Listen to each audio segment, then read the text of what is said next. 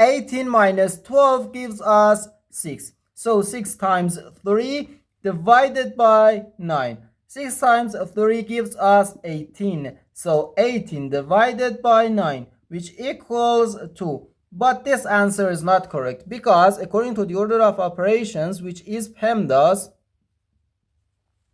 P stands for parentheses, E stands for exponent, M and D stands for multiplication and division, and A and S stands for addition and subtraction.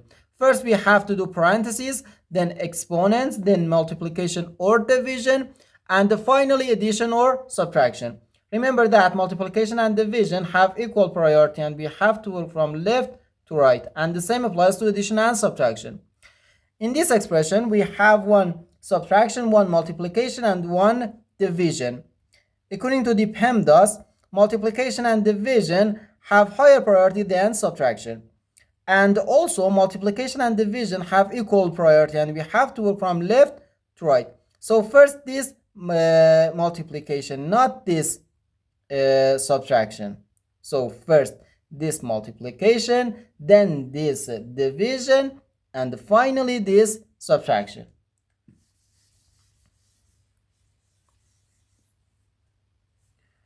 12 times 3 gives us 36. So 18 minus 36 divided by 9. Now we have to do this division. 36 divided by 9, which equals 4. Okay, so 18 minus 4, which equals 14. And this is our final answer to this problem.